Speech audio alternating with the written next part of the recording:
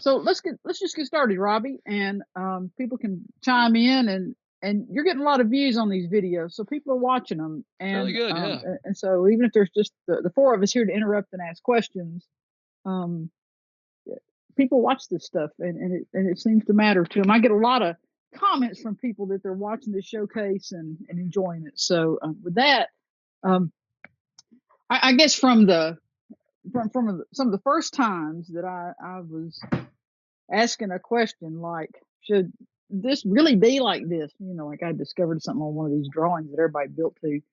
Uh, Peter's been one of the Peter Streit's been one of the guys that's always commented and been very kind to me, and had Sure. information and helped me sort through, um, the questions you have when you're an absolute rookie. And so I'm delighted that our builder this month is Peter Streit, and Peter's in Texas, and Peter and I had a good time talking, and I guess one of the things that all the people who watch these don't Hey, Gary. get. Hey Gary, Hey, one of the Eric. things all the people watching these don't seem to get is that I get to talk to the builder the week before, and we always talk an hour, hour and a half. It's been wonderful to meet people and us talk about guitars. And so when I talked to Peter last week, it was really exciting because Peter talked about how he plays. He's an active player. I didn't ask him where, because in Texas you play in places where there's like, chicken wire in front of the people and they throw bottles. So I just didn't really want to think about that. But Peter plays. He's a player. And so he comes at building guitars from, how do I get these instruments that I want to play and the people I play with might want to play? And so we all have a little different perspective, and that's his. So with that, Peter, well, let's start with this. And Peter, the one thing is we didn't exactly said is when you'd like to play your video. So just tell me, and I'll fire that thing Well, up when you're ready. you're in But charge whenever you feel like it. well, just whenever I want to interrupt. But Yeah, Peter, unless somebody tell else us is driving. tell us your story. What got you doing this, and what motivates you to build guitars? Um, it's real simple. I always liked working with my hands. I love tools, and I acquired some pretty rudimentary carpentry skills along the way. Working on houses and stuff like that, doing renovations, but nothing on the level that that's required to build a guitar. And you know, on the quest for the guitar. If you play a lot of guitars, you're always looking for that guitar that's going to do it all for you. There's always the perfect guitar out there. Well, I finally learned after way too long that there is no one guitar that's going to do it all for you. You're going to have a lot of different guitars do what they do, and hopefully you can find them. And so uh, it got to a point where rather than get the next guitar, and I really wanted a nice OM fingerstyle guitar. I didn't have a straight up fingerstyle guitar at the time. Well, I did, but I wasn't really crazy about it, and I kind of wore through that over the years. And uh, I was a big Pete Huttlinger fan, and he always played Collings OM, which is essentially a Martin OM style, updated a little bit. Always sounded great, wonderful guitar. So I went out and started playing these things, and they're fantastic guitars. I mean, they're just great. But man, what they were charging, I was getting tired of paying as much money as I was paying for all of these, you know, middle range, high end guitars. So I thought, well, what the heck? I'll take that same amount of money, buy tools, put a little shop together, and see if I can build one myself. Worst case, it'll be a lot of fun. Best case, I might have another guitar and learn something along the way. And that's what I did. And I spent solid year, just researching stuff on YouTube and all over the internet on how to build a guitar. I never got exposed to the Sloan books or any of the Cambiano books or any of that stuff. And I just started researching all the stuff that was out there. And what I kept finding was, first of all, we all know the quality of the information out there goes from really crappy to really outstanding and everything in between. And I kept on coming back to your videos, the Luthier Tips du Jour, all the stuff that you were putting out at the time. This is now 8 or 9 years ago. Okay. And I just kept circling back to that because that's where I kept finding what I wanted. And I finally broke down and bought the acoustic guitar building course, and that's how I built my first guitar. Oh, wow. And I still play it. every day. Still love that guitar. Came out nice then, huh? It did. It's now it's 6, 7 years old and it's sounding better all the time. And you can build a guitar from a video course, huh? Absolutely, you can. Absolutely. Yeah. Yeah. Yeah. So, Peter, how many guitars have you built now? I just finished number 8 and I started number 9 yesterday. All right. So, Yeah, I was about to say, by the time you tool up, you can go buy that Collins guitar or your high-end dream guitar for cheaper. So you I'm have already to keep in going. Komachi territory. Yeah, you have to keep going. Each guitar gets a little cheaper. Where's the 12-step program for guitar builders? Exactly. That's right. That's right. That's right. So, Peter, which the video is of which of your guitars? That's the OMZ. It's a All right. Cocobolo with an Adirondack spruce top, Purple Heart binding, and pretty straight up OM guitar. It's probably that was my 6th. Okay. And so, Robbie, can you make me a co-host and I'll start that video? Yes, and I've already done that. About it. You can talk about it to the slides in just a second. Yeah, you should be good to go there, Elaine. I am. Thank you. Okay. All right. Is this you playing it, Peter, in the video? It is, yeah. Oh, fantastic. And this was made. The guitar's maybe a week old. Okay. Has it changed? Has it changed a lot over time? It has really, really nicely. All right, here we go. Hello, I'm Peter Streit. Just wanted to play a tune for you on my latest guitar. It's an OM with Adirondack spruce top, Cocobolo back and sides. Oh, wow. Sound port, mahogany neck, and Purple Heart binding.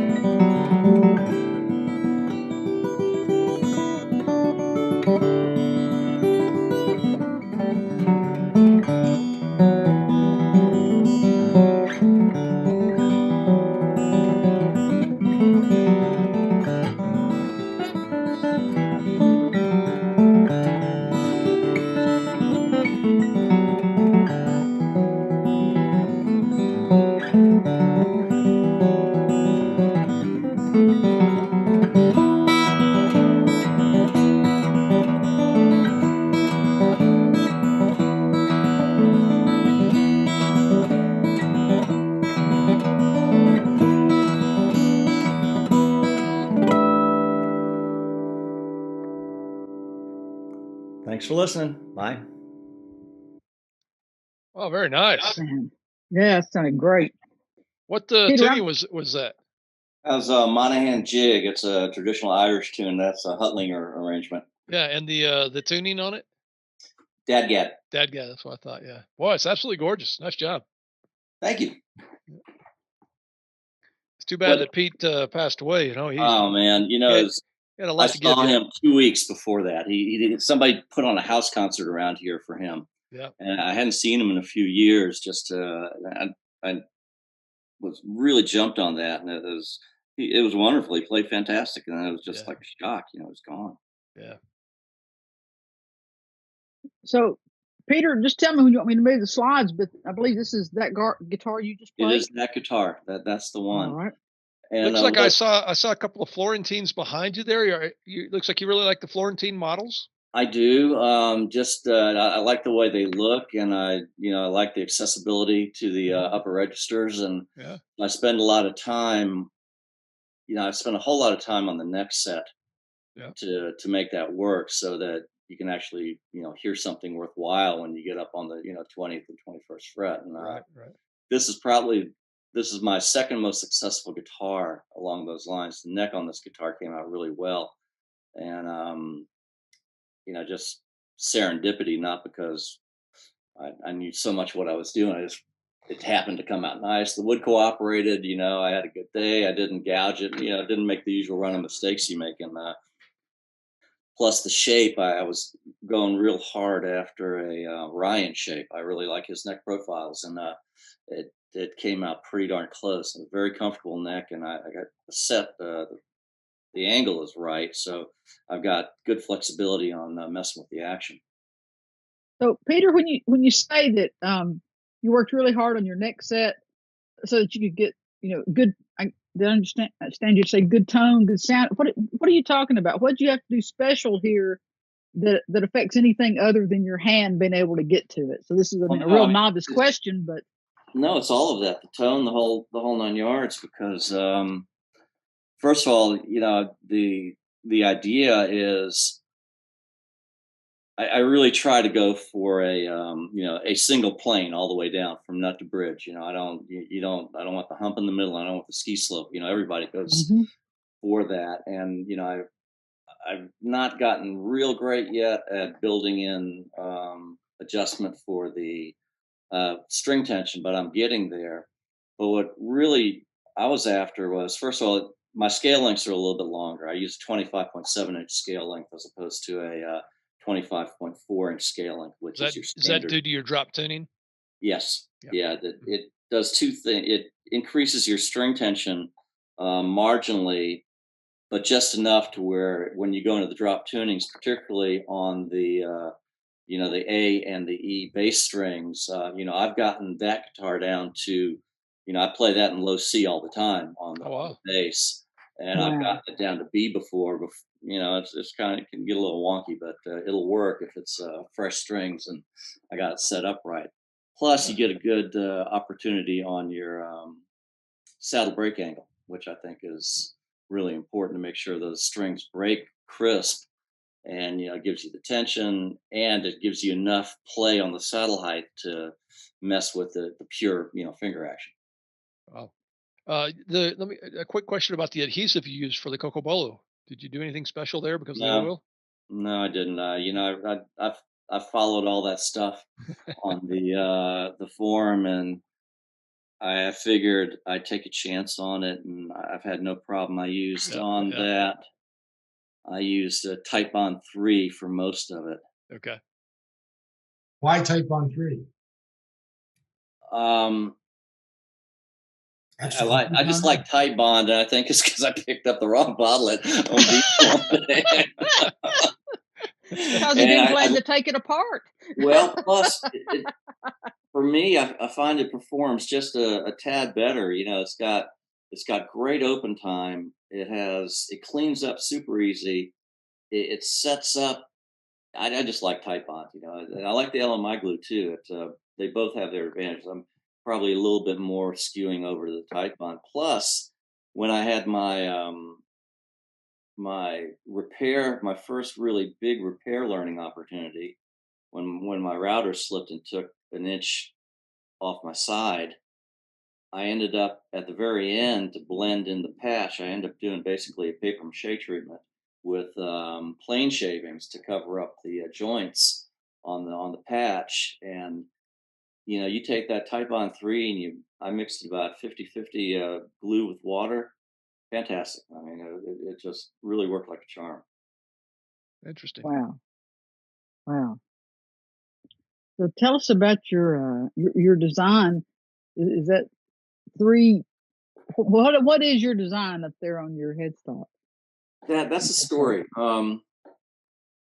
Way back in the day, before I ever thought about building a guitar, I used to like to tinker around with just little wood projects. And I moved from New Orleans to Texas, and I had this bookshelf that I had made for me by a carpenter who knew what he was doing. And it was this lovely mahogany bookshelf, and it was all made out of this really at the super high grade mahogany plywood. And it was the plywood was probably 1/8 inch veneers back and front for the mahogany finish, and the interior was solid hardwood mahogany pieces. I mean, it was crazy stuff. Weighed a ton. And so I took the shelf apart and I had all these pieces. And I, because it was made specifically for this house we were living in at the time, and it didn't work in the Texas house. So I took it apart, and I thought my daughter was just getting into kindergarten. I thought, well, I'll make a little desk for her. So I made a little desk set for my daughter, and then at the front, where all of the way it was all kind of posted in little construction. But anyway, I used that design. It was just a lintel with the 3 pieces going down to cover up all the nail holes on the interior that were front facing. And I used some molding to make that design. And I always liked the design, so I kept it. So Peter, what are your bindings? We can see them in that side image. That's ebony. Okay. Ebony with the white strip. That was fun bending, wasn't it? I'm sorry? It was fun bending that, wasn't it? I love that stuff. Great. Wonderful. Let's move on. We're going to talk about 4 guitars tonight, and then we want to finish with sort of a discussion. And I'd like for everybody to pitch in about, where you can get tone woods that are already ready to go. And so let's talk about the next one. You call this your Zephyr Big Body. Yeah, Tell us about this guitar. I was going after an Art Deco motif, and so Zephyr was a big term in the Art Deco world, and it just kind of stuck. And that one is a GS Grand Symphony size, and I like the size particularly for the drop tunings, because I keep a couple of guitars permanently in a full half 1.5 steps tuned down. A lot of stuff just sounds great when it's tuned down a full step. So I wanted a big body for that, and again, long scale length. That one is Honduras rosewood back and sides. The top is Carpathian. I think, John, you just posted about a Carpathian, the same combination. Yeah, same combo. And I love the result, and that guitar is really good for all the drop tuning stuff. It's wonderful in DADGAD. It's wonderful in there's a bunch of other drop tunings that are kind of weird that I like to play in, and they require the longer scale length to keep the strings tuned right. I love your neck profiles. I wonder, as a player, you probably had a better sense of when the neck profile wasn't good when you were building first time, because a lot of first time builders, the necks are sort of clunky, especially down near the heel, and you have a nice guitar shape going all the way down. That's one of my things. I like the first of all, I spend a lot of time on the neck because I know what I want, and then I've built a couple other guitars for people, and I listen to them and listen to what they want, and I work a lot at the necks. And actually, it's one of my favorite parts of the build. I'm always really. It's like the neck to me is the reward for getting through all the binding mess, and getting the body done. So Peter, how do you determine and watching somebody talking to them, building a guitar, how do you determine what that neck ought to be for them?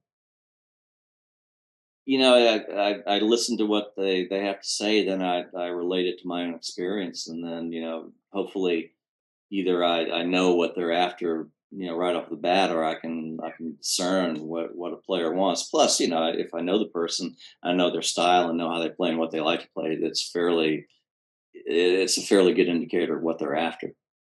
So what I'm really interested in necks and neck shapes and hands and playability. You and I both talked about an interest we have in playability. So what do you alter or change or do on your necks to try to match that person's hand or their playability, their Well, style, exactly whatever? that. You know, if somebody is primarily a you know, bluegrass player and not necessarily, you know, big on flat picking, primarily is it one being a bluegrass band, doing a lot of rhythm and, you know, carrying the bass and the rhythm, then, you know, I'll go with, yeah, I'd recommend a little bit fatter neck, you know, and I like I'm prone to the C-shaped necks because I think it gives your hand a little bit more um, support Hmm. than the D-shaped necks. Although you know, that parlor guitar, that Torres parlor guitar, that's my favorite neck because it's almost Spanish. It's almost a classical neck. It's flat, it's wide, and you know, it's low.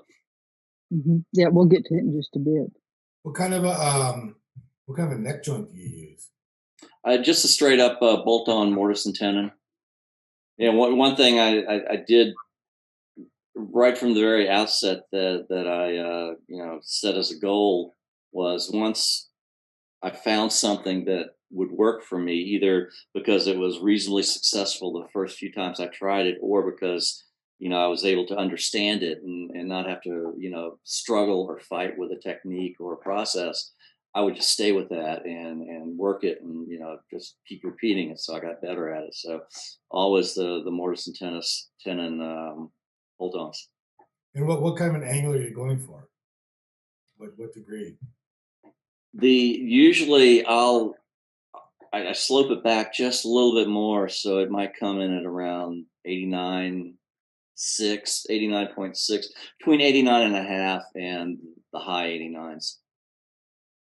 I want enough slope on there so I can get at least 10 millimeters on that bridge, on the final bridge height. Hmm. And Peter, I've noticed it seems like you use sound ports on your guitars. Is that true? I love sound ports. You know, I you know, whether or not they make the guitar objectively sound better or not, my theory is that I'm a player. I like the sound port. I like the sound coming back to me. That's more information for me to work with. That makes me a better player because I'm hearing better what's going out. Therefore, the guitar sounds better.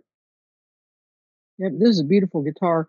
And then I see you have the angle cutaway. The bevel, yeah, Yeah, the bevel. Is that Yeah. an Everett style bevel? it is. That's from the Kent Everett Robbie O'Brien video. It worked like a charm first time right out of the box. Mm-mm.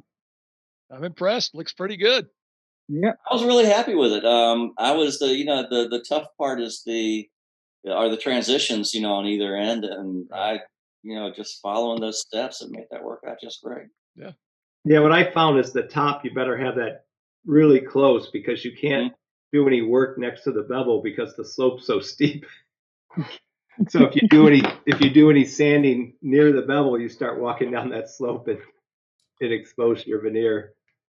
That happened to me. Another repair opportunity. Yeah, Yeah. another paper mache job.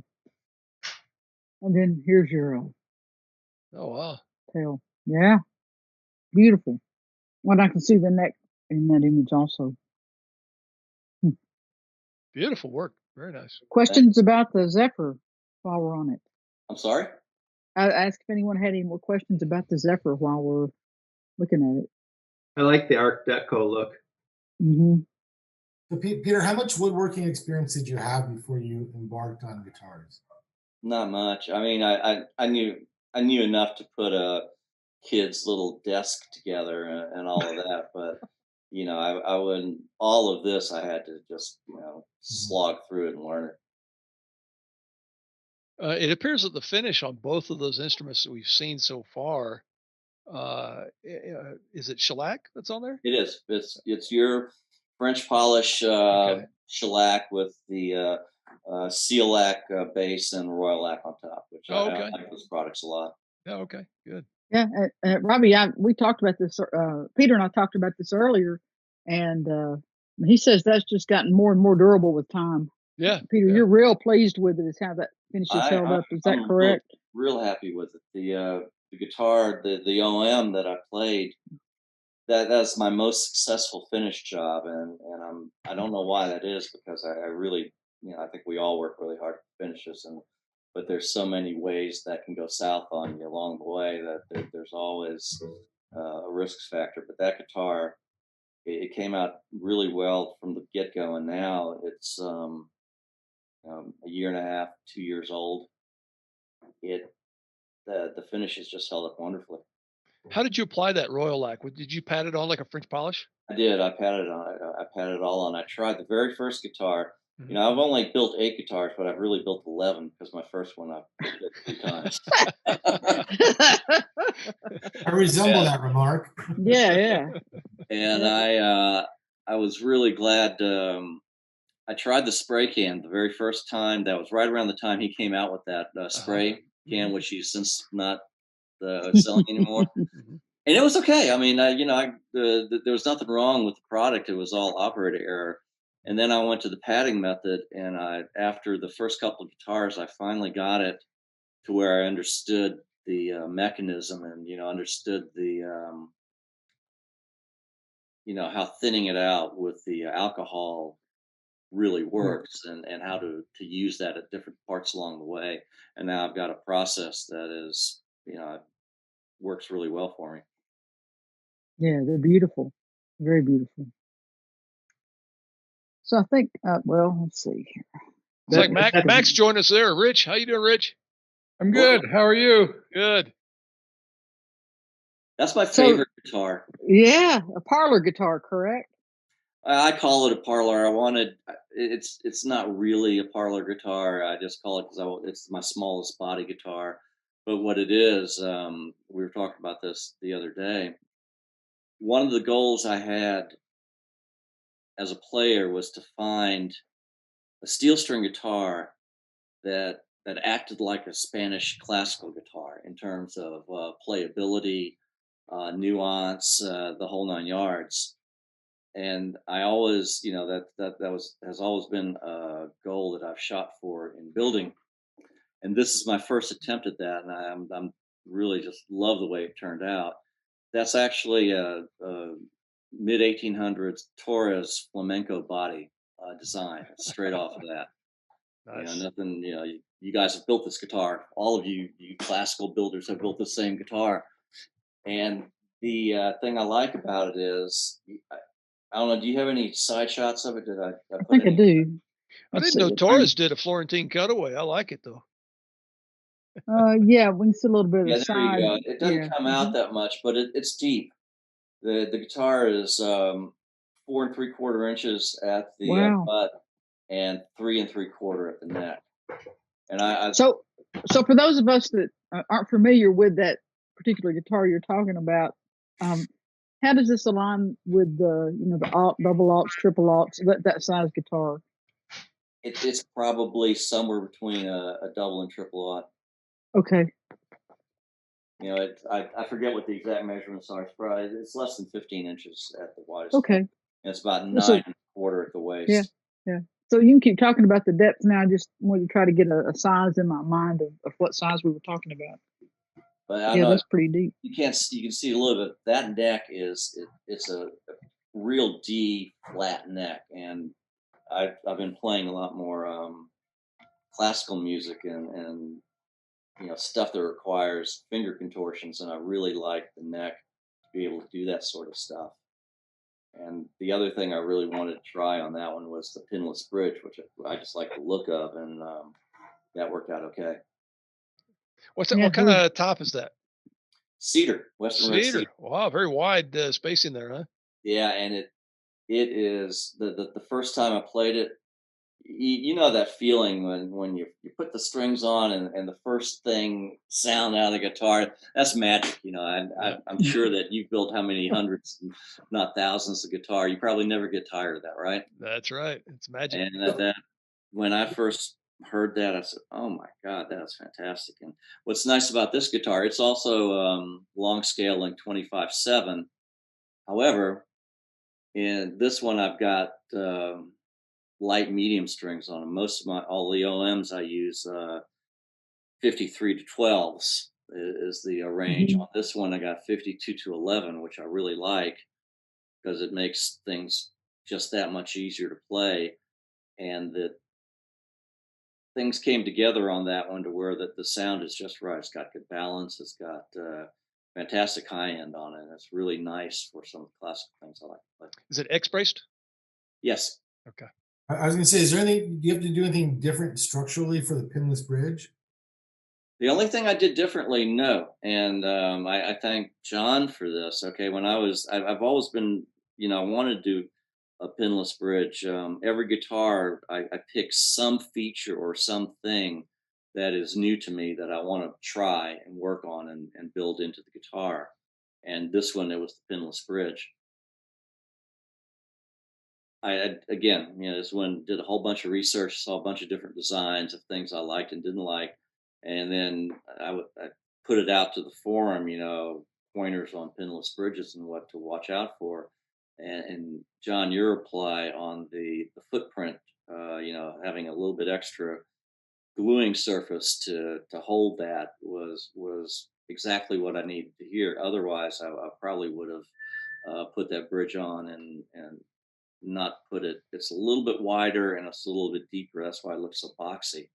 To get just that much more gluing surface on there. And so far, I mean, the guitar's only 6 months old, so we'll see. Yeah, So, yeah, so I've with, seen stress analysis of how a bridge works loaded with strings, and almost all the stress is right on the tail end of the bridge because it's being torqued, Yeah, and so the reality is, since it's being rotated off, the pins do zero to hold in. It might keep it from flying once it peels off, but the pins do nothing to hold it on. And some of those old guitars where they use bolts, Mhm. that did nothing to keep the bridge really on. It would keep it from flying off the guitar again, but not from lifting from the back because all the stress is back there. So really, it's just important to have a good glue joint and enough length there. But so a pinless bridge is just as strong as a pinned bridge in terms of. I'm real happy with it. And I just wow. the one I just finished has also got a pinless bridge, and I refined that bridge so it's less clunky looking and it's a little smoother, but it's still pretty much the same dimensions. And we'll see how long they go. So does anybody know why we use pins in bridges if it's not for strength? It's sure easier. Just to plug the hole. Yeah. Serious. See, we cut slots in front of our bridge pin holes. That's what holds the string in. Yeah. Then if you play your guitar with no pins, it sounds terrible. So you got to plug the hole somehow. And that's why we use pins. No, no, no. So why did bridges not evolve to look like this one? Why did they evolve? Oh, good. They good evolved question. from this That's my question. because all the classical bridges were pinless. Right, Yep. I don't know. That's a right. good question. Why do people start putting pins on there? Well, I think Yeah. it's hard to do. No, I think on a steel string, getting the angle right for that string path is really challenging. I probably did 5 or 6 prototypes in junk wood to work out how that geometry worked, and it's still I got it better on my last one to where I now have one of the problems with pinless bridges is depending on how your break angle happens and how you set them up, it's a bear getting that string through that little hole and then it hits some kind of wall up there, by the saddle, that you have to, fiddle with it to get it up there and get up over the saddle. I hope I didn't compromise the bridge strength, but I found an angle which is essentially just slots right in, and I don't even. It just has a little tiny pencil hole coming out now to where the string comes out, and if I did the calculation right, and I did I think I fabricated it right because everything looks, like it's going to work when I put a saddle in there. That string just goes right in, comes out of the hole, and pops right up on the saddle, and it's got the right angle too. But that's the hard part. It's getting that string geometry path right. Huh. Other comments on this bridge? That's really a pretty cool idea, to tell you the truth. And John, I'm sure you did the calculations on just what kind of glue you really need under there and how much it's got to hold to keep that bridge down. Well, yeah, just type on, just like you do all the other ones. It just, yeah, you want some gluing surface and stuff, but like I say, because it until I saw the stress analysis, I thought too, that the balls basically are on the top and it's pulling the top up. That's Mm-hmm. somehow not, that's relieving stress from the bridge, but that's not where the stress is. It's because the bridge is rotating and it wants to rotate right off the top, and so it's torqued and it's rotating, and that's why they all lift right in the back if they happen, right. Yeah. I look at it every day. I hope I never see discernible rotation on it more than just was built into it. Yeah. So that this really, I guess I just hadn't thought about John's comments on his stress analysis, but it really makes you think about, the bridges that have all these, let's say curvy shapes around the back instead of straight. So if that's all pulling up, it's not pulling up in any way that isn't, um, it's just different all the way across the top. So, yeah. Huh. Cool. I might have to try one of these. You take a chance. I mean, there's a reason why your classic design on the entire guitar, whether it's the bridges or whatever, they've been building them like that for hundreds of years. There's a reason why, people continue to do that because it all works. And so I think when you go, that's part of the fun is when you get into the departures, whether they're for design reasons or whatever other reasons. Is it going to work and is it going to hold up? Yeah. Peter, Yeah. can you talk about the rosette and the binding a bit?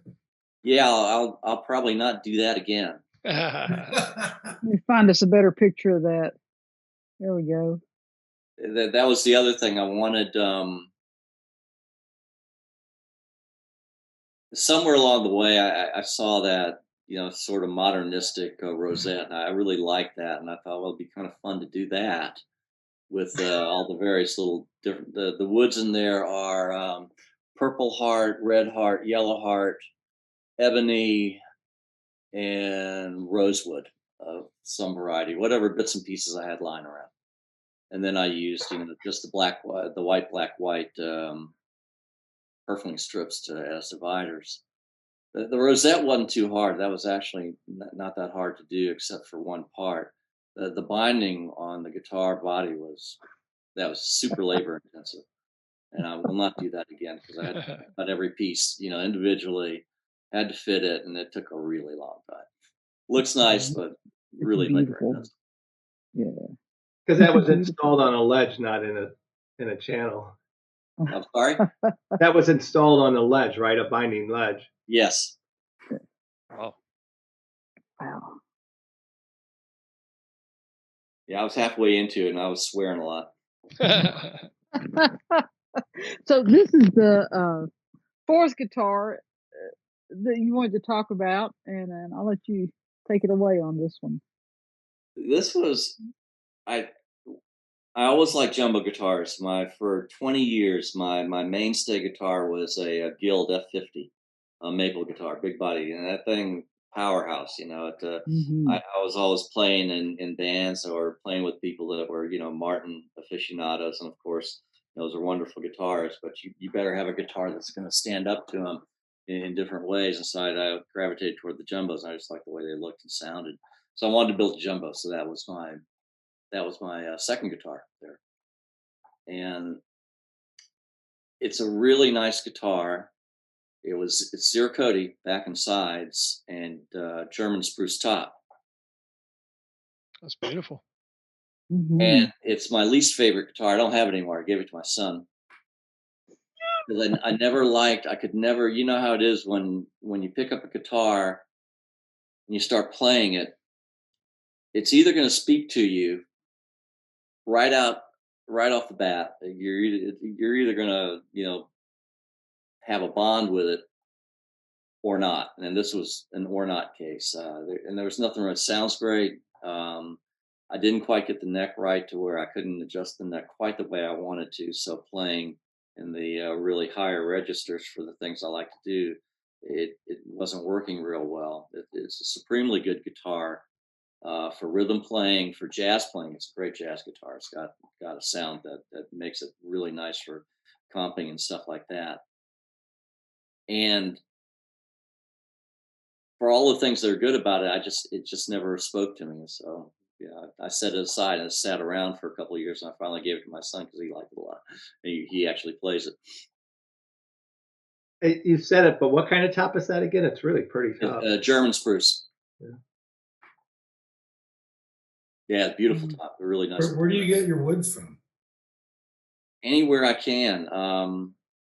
That we had a long talk about that last on Thursday. I buy wood from all the usual places. I've gotten. In fact, that one came from LMI. That was an LMI top. The back and sides were from I think RC Tone Woods in the Northeast. Those guys always have nice material, and in recent years, I think we've all had this experience. You start doing it long enough to spend time on the form, and I don't spend a lot of time on other guitar forms. I don't find them really useful. This one works really well because it's a lot of like-minded people, and Ravi, I've said it before, you do a great job moderating things. Thank this you. form has never devolved into weird opinion fests and all the stuff you see so much around there, and it's pure information, and that's gold for somebody like me. That's how I learned all this stuff, was picking it up from all of you people, all your experiences, and that's the way to do it. But I was lucky. I ran across individuals who were either getting out of the business and had been in it long enough to where they acquired a fairly large inventory that they were selling. And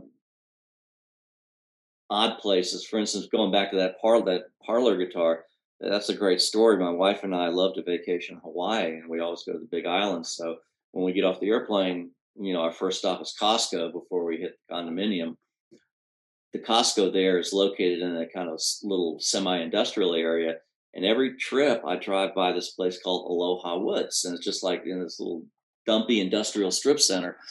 And I would never stop. And so the last trip we were there, we were going to Costco. And I said, let's go in here. I want to see what they got. So go in there, lo and behold, and this is not a luthier wood supplier. This is just, supplying wood for mostly a home building or furniture building this guy was doing.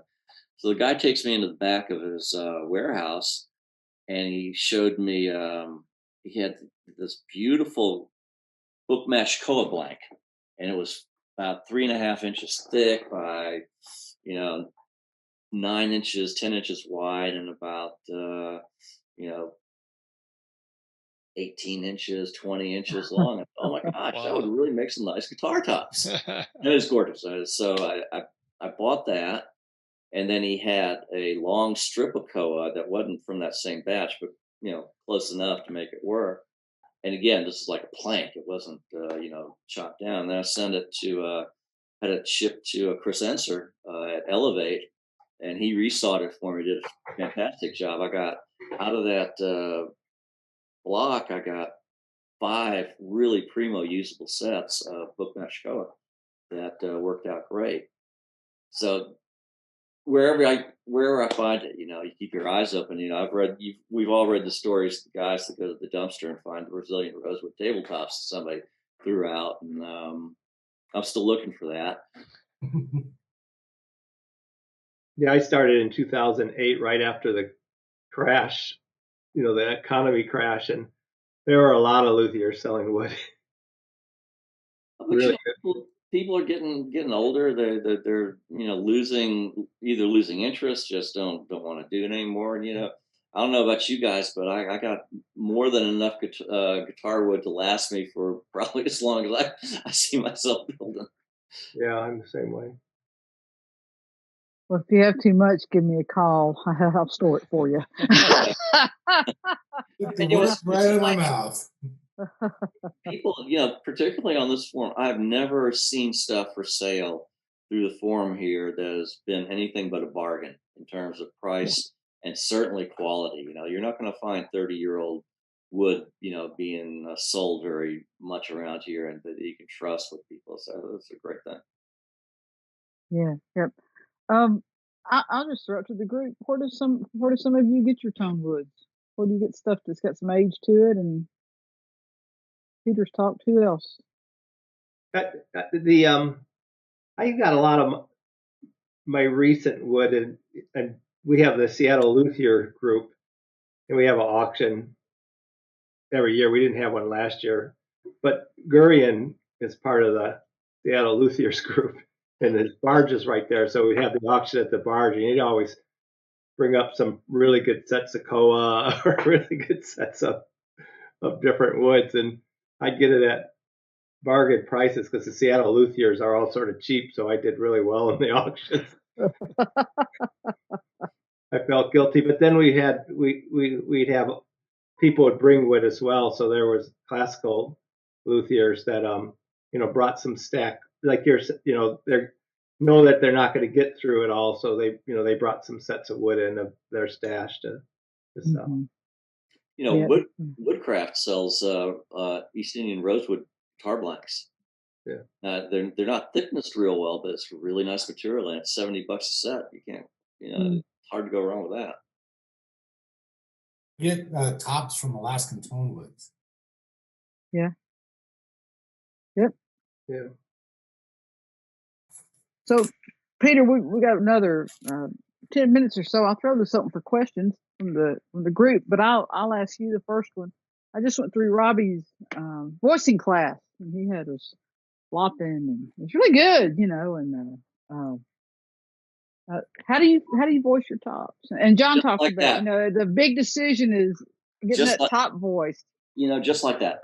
And again, I've only built a handful of guitars, so my range of experience is limited. However, every guitar that I've followed that method, I like the way they sound, except for that jumbo, and it had nothing to do with the top or the materials. It's just the combination of things in the guitar that made it come out the way it did. And since I'm older, now, and I don't have tons of time. So when I build the guitars, there's certain things I want to get out of it, and I'm not, I made a decision not to go down the gore path, which I think is a wonderful technique, particularly if, like yourselves, the engineers in the group, they're really, all of that works for them. That it's all about feedback, right? I mean, what's the wood telling you, either by way of floppy or ear or specific density tests and all the things, the frequency tests you go to is speaking to you. It's just a question of what language do you want to talk to it in. And I guess I have another question for you. It looks to me like, in talking to you, you've built a lot of different sizes of guitars. You didn't build an OM and then just keep building them because you had the jigs and fixtures and that sort of thing. So, are you building new sets of fixtures and jigs for the variety you get every time? So you're starting to spend as much time building those as guitars. That's the part of the whole deal I like the least is the jigs. I hate having to make molds. That to me is just torture, but it's critical.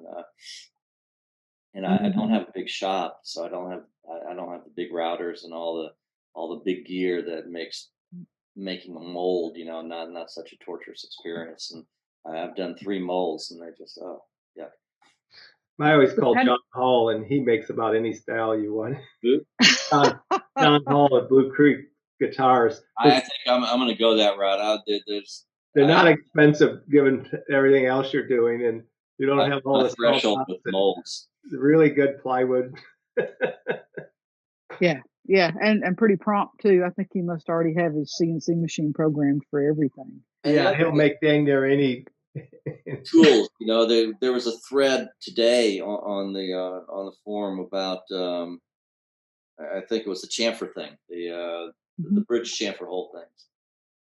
You know, I've come to the point to where if there's a little tool out there that does something really, really well that you can trust and get it done right the first time without running through 4 ebony blanks that you've ruined because you burned them or done whatever the heck it is, you know, I'll spend the $45 for the piece of gear to do it, you know, and that's a whole nother topic. I think is specialty tools and their pricing. So we should take that on.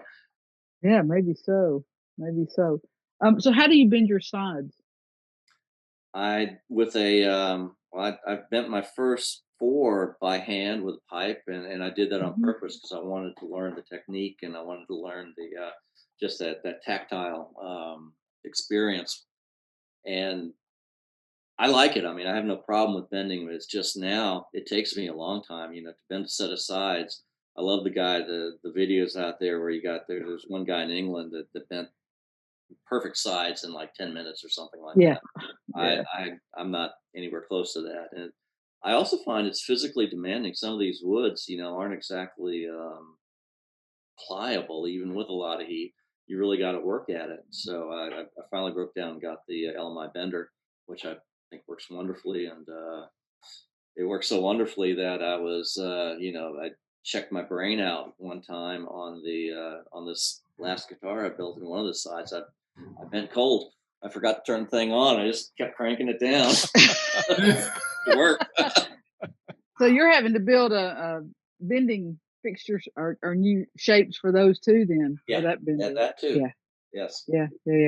I find that. I wonder if John would build those. He might have asked him. He doesn't build the LMI ones, but he builds for his Fox style. Does he? Yeah. Yeah. So other questions for Peter. You know, as a player, I asked you about the neck, but then, you know, has it helped you when it comes to the setup? Because that's the other thing that I've run into, like people first building guitars, is the setups are so horrible.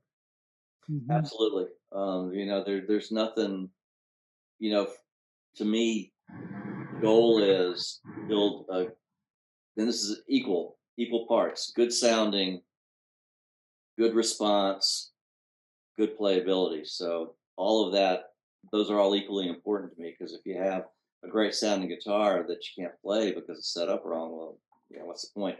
So yeah, absolutely. And I spend a lot of time on the setups. I spend a whole lot of time making sure before I glue down the fretboard, before I do the final neck, that I hit all those parameters in terms of the height above the soundboard for the various things that I want to be. You know, that you know, 3 to 3.5 millimeters is the magic number for me. And again, you know, I've done it enough now to where I know if I do it right, and you know, this is right and that's right, I know that down the line I'm not going to have a problem getting where I want action wise. Yeah. Other questions? I've got one about one of your saddles. I think I saw one of the pictures. You had a black saddle instead of white. What was the material? Black, just pure black. It looked black or brown or something. One of those pictures. All of my I've only used 2 materials in saddle. Always ebony, and one was cocobolo. I did a cocobolo saddle, and then there was one which was yeah, it was probably, if it was kind of two-tonish, was it maybe two-tonish? I couldn't tell for the picture. It looked dark in the picture. So they're all ebony. Instead of using bone, you were using wood then. Oh, I'm sorry, saddle. I'm thinking bridge. No, that is I have used both ebony for that, and it has it. I liked it. It was it tamped down the sound just a little bit, and then I just got a regular bone saddle and I sharpied it, and I'm still trying to figure out how to get. So a, Sharpie. yeah, Sharpie. Oh, okay. you know, All right. I tried Tusk. Okay. That just didn't work for me at all. Well, Sharpie works. The buffalo bone, the buffalo horn is just too soft. It's not gonna, it doesn't really, it doesn't transmit well. So I took bone and I sharpied it, and I have to touch it up every now and again, but it works pretty well. And I tried soaking it in India. I got some India ink powder, and stuff was really nasty. And I made a solution to that. I soaked it in there for a few weeks, and that didn't. Bone is hard, man. It's not gonna soak up that ink. Right. So Peter, what's next for you? I think I was laying out a guitar, so I think the next one's going to be essentially a copy of a 33 Martin slope shoulder 12 fret Gene Autry guitar with the slotted peg head. I always loved the way those things looked and sounded, and I wanted to do 12 frets, so I think I just got the plans for it, so I'm going to give that one a shot. So that'll be your first 12 fret? Yes. Yeah, I do almost all 12 fret. Yeah, I did. And I love the proportions, something about those guitars, they just have really nice proportions to them. They just have a really appealing look, and they sound great. Yeah. Any hints on those, John, for those of us starting to build 12 fretters? Cutaways are handy. Yeah, they are. That's funny. I was thinking about that yesterday. I was laying the guitar out, and I'm thinking, okay, I think that's a debate I have every now and again. How true do I want to be to a tradition and something that is really almost iconic, in the guitar world, steel string world, or take the heat from all the purists out there and do the cutaway and all that sort of stuff. But in this case, you're the player. Yeah, who you're building for. And so if you're using those frets, I mean, I play classical, so I could turn my hand and get down there, but it's sure a lot easier if your hand could go there. Yeah, I think that's I hadn't quite made up my mind, but I know that the minute I build a guitar without the cutaway, and it's not so bad on a 14 fret guitar because you can get down there fairly easily. But on 12, What's interesting, Peter, and I noticed, is that the one guitar you said that you didn't like didn't have a cutaway. that too. You're right. I think that's one of the things I didn't like about that guitar, and I didn't think it'd be that important to me at the time that I built it. But every time I picked it up, even if I don't have to reach up there very much, just the few times you do and you can't, or it doesn't sound right, or it gets frustrating. So enough frustration out there in the world already without doing it to yourself. Did you refinish the inside of the Zero-Cote guitar? No. And it's a couple years old. You've never had problems with I did have problems with it. That one was the only guitar where I've ever had the back crack, and I just came in one day, and it was not through any kind of harsh weather conditions. We didn't go from 45% humidity to 7 or something like that. I come in one day and I've got probably had 7 or 8 cracks in the back of that guitar, and I have no idea, out of nowhere. And I think that's a common problem with the Zero-Cote. Everybody that Bashkin has told me he's had the same problem with. He won't use it because of that. Yeah. They fixed easily enough, but again, doing what we do, it's already challenging enough without picking a material has a high chance of failure somewhere down the line. And I didn't like the sound. I am of the school that feels that the back and sides do contribute enough to the sound of the guitar to be noticeable. That's something that I believe in, and I didn't like the sound of the back and sides of that guitar. It had a completely different sound than my rosewood guitar, certainly different than mahogany. And Zero-Cote has been out there promoted as another. It's almost like Brazilian, and it doesn't cost as much, and it's gorgeous and all that. No, I don't think so. It's got a completely different tonal profile than the others. So are you doing the Florentine cutaway as opposed to the Venetian just aesthetic? Yeah, and that's only because I didn't want to go through the bender exercise with the Venetian. I like I love Venetian cutaways. I think they look really good, but it's not something I'm set up to do right now. And so, plus, my preference is the Florentine. I like just the lines on it, but that was more me being lazy as a builder than any other consideration. I've broken a couple sets. That too. Other questions? So Peter, I think we've used our hour, and it's. I have to tell you, I really admire you doing something different. You know, the pinless bridges, the different woods. I love your headstocks. You know, instead of just saying, "Well, I'm just going to keep building the same stuff because I'm having enough trouble building." You've learned to build, and you've been doing some pretty cool things, and different size guitars. So I really admire that. Thanks. It's a lot of fun, you know, and I'm not out there trying to make a living building guitars. You know, there's plenty of people doing it way better than me, you know, right there. And so I guess I can afford to be indulgent in, you know, what I go after sometimes. A lot of cool design choices, though. You have a lot of cool design choices in your guitar. They look really nice. That looks really nice. Yeah, really good. All right. So anyone else? Questions, comments? Well, I'd like to just say I really appreciate the opportunity to sit here and talk about guitars, especially my own guitars. I mean, who doesn't like to do that, right? And I thank you, Elaine, and Robbie for organizing these things, and for you guys for coming and listening. And this forum has been, I would not be building guitars were it not for the forum. That is just a true statement. You know, your video instructions. And by the way, before I sign off, and we're running out of time, one of my plum wood acquisition over the years was somebody was selling some Brazilian at a really good price and really nice material. So that's going to be my either 15th or 20th guitar, Robbie. Nice. Which I'm going to build with you, because that'll be my first classical guitar. So that rather than that I'm going to treat myself and come and learn from the master. But that's what I want to do. Good. That'll be great. Well, Robbie, we sure thank you, because it's clear you're a busy man these days, and I'm sure this hour just piles it on. But it's great for the community and great for us, and I hope a lot of people are watching. Well, I certainly good appreciate ideas. it. I appreciate Elaine, all the work that you put into it, because I know there's a lot of behind the scenes stuff going on, and I appreciate the people like you, Peter, and everybody else, John, people that have participated. So thank you very much. That's a treat. Good night, y'all. Yep. All right. See you, everybody. Bye now. Thank you. See you next month. Bye. Yep.